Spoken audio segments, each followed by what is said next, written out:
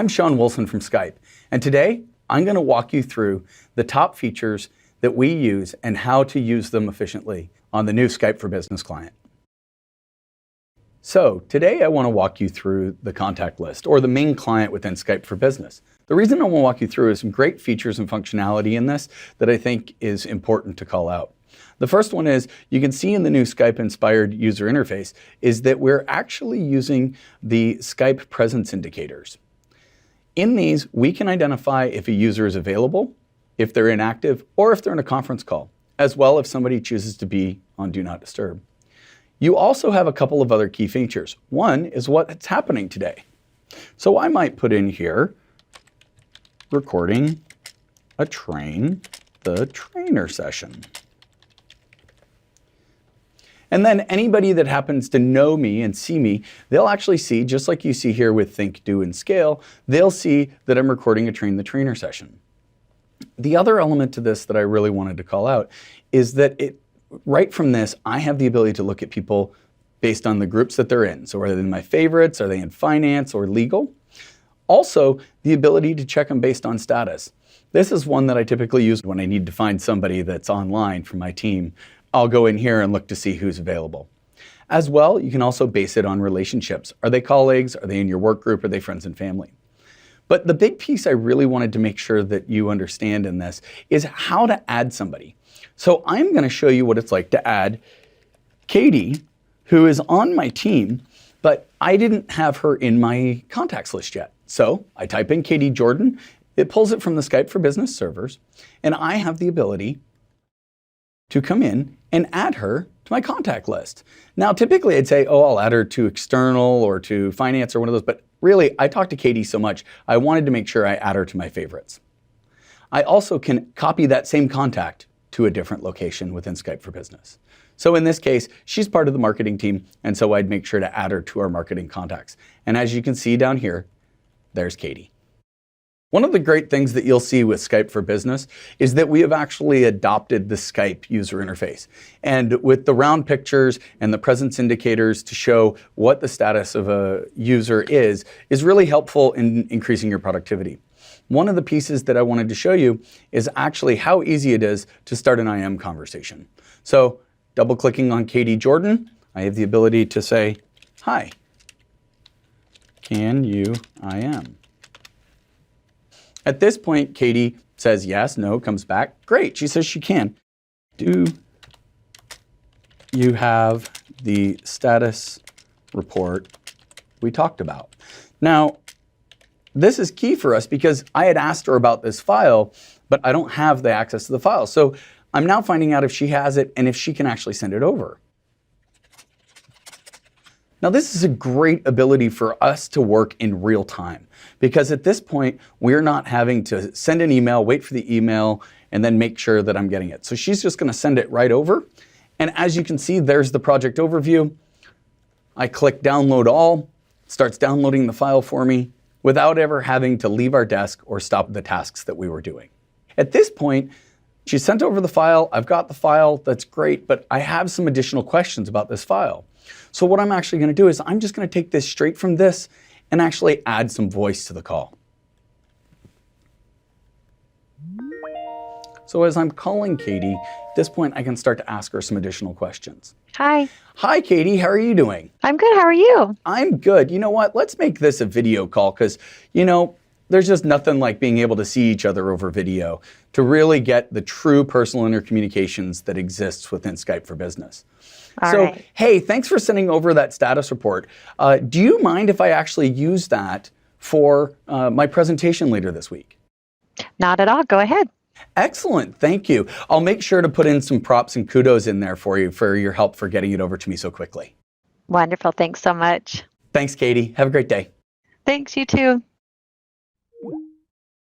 One of the things I wanted to make sure that you can see is Skype for Business is super easy to create a meeting just with one click. So you click the new Skype meeting button at the top, and up pops a Outlook meeting request that is already populated with your Skype meeting information right there. Now, at this point, all I need to do is add my team members. So I'm going to add Jun Min, I'm going to add Katie, and I'm going to give it a subject, and the subject in this is going to be status report review.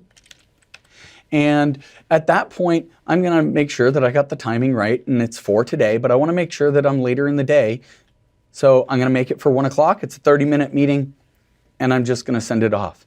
Now at this point, this meeting is already on their calendar, but it is also set that when they go into their Skype for Business client, they're going to be able to go to the Meetings tab like I showed before. And as you can see, the Skype for Business meeting for status report review is now populated in there. So one of the things for me is I can just double click and join the meeting.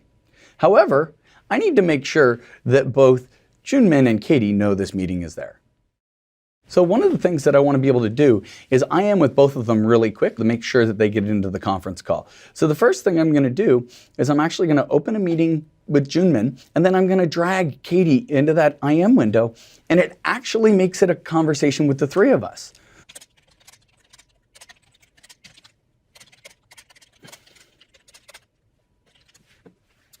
At this point, they're both getting IMs, and we're having a three-way conversation in instant message. Junmin responded saying, not a problem, he's going to be in there, so let's just make sure that we all jump into that meeting right away. I'll come in, I'll double click. And at this point, there's two participants in the meeting. I'm going to show you, it's Junmin, but I can always check my participant list by clicking on these three people up top. This shows me the ability to see who's in the call, what their status is. Are they muted? Are they adding voice? Is their video coming, or are they screen sharing? This is important with meeting controls, and I'll get into this a little bit more later on. But the key piece for me right now is we happen to notice that Katie's not in the call.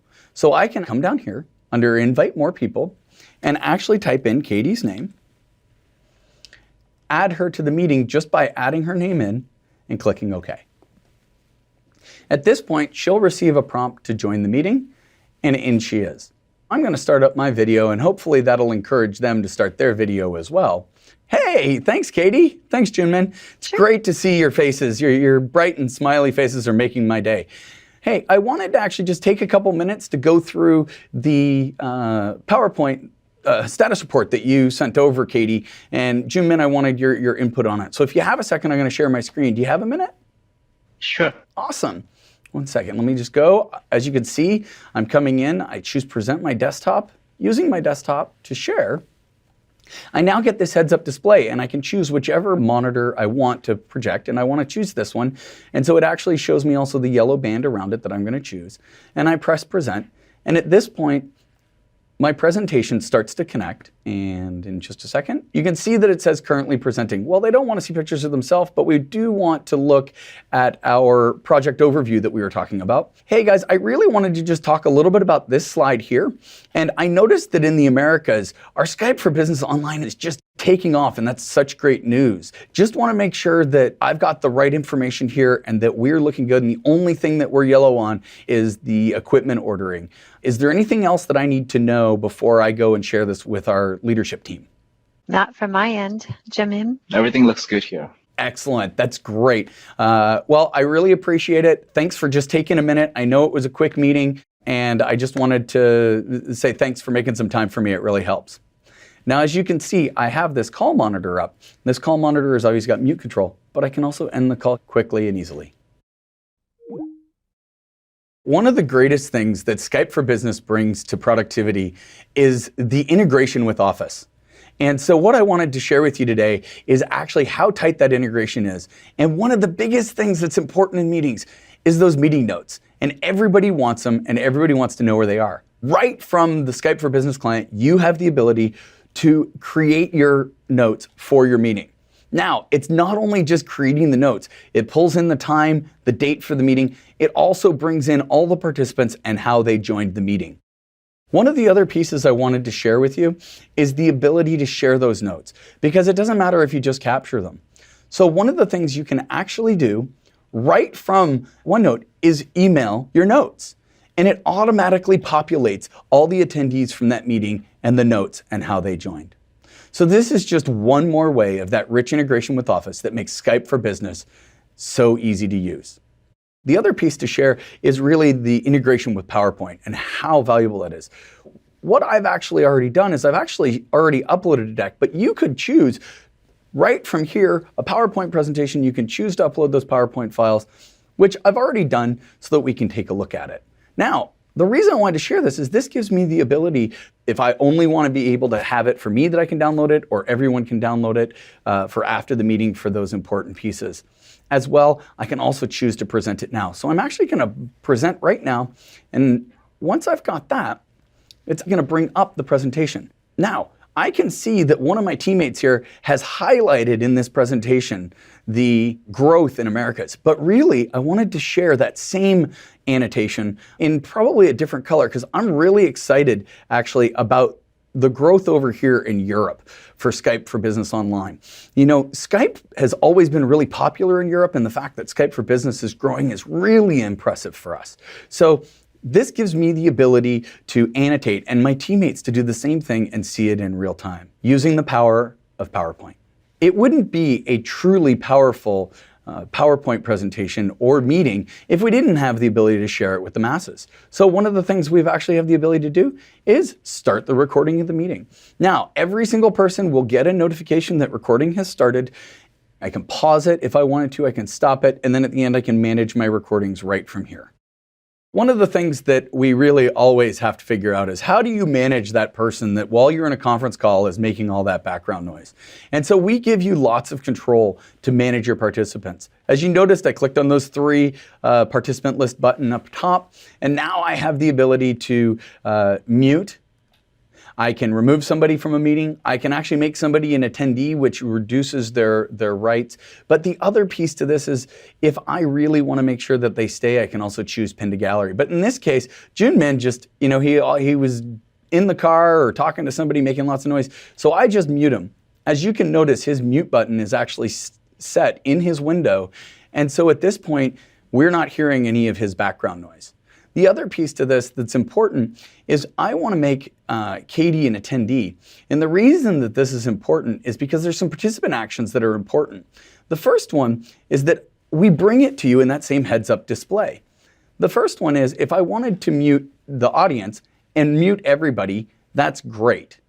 Because at that point, nobody's able to interrupt me, and I just want to be able to finish my sentence without being interrupted and have my ideas taken across. But the other one is sometimes you don't necessarily want attendees' video to be presenting. You just want the primary people. And so we also have the ability to turn off video. So in this case, we made Katie a attendee. We turn off her video. She doesn't have the ability to share video anymore with us. Now, the big one that's really probably one of the most important that we always see is you're sitting in a meeting and you're like, I need to get more people invited to this meeting. I can actually invite right from here, click invite by email. It opens up my Outlook client and I can send an email to a colleague that needs to join this meeting. One of the great features that we've actually enabled within Skype for Business is a great way to engage your meeting community that you're actually presenting to. And that feature is actually the poll. And so if you come here under present and you choose more, one of the things you can do is you can have a whiteboard for collaborating or Q&A, but really if you want to get that engagement from the field, you throw out a poll. Now in this case, our poll is all about pets, right? And we want people to tell us what is their favorite type of pet. And in my case, that I really want to ask is it a dog? Is it a cat? Or is it a pig? Because, you know, potbelly pigs are really cute. We now look for the team to be able to respond to this poll, and they'll tell us, oh, we got one dog. And I think, oh, well, I have to choose pig because I really just think pigs are really cool. So we have a three-way tie, but this is a great way to also steer your conversations. If you're talking to a group and you want to know which brand they like better or which direction they want to take the meeting. And so the poll is a great example of how to engage all levels of presenters and attendees.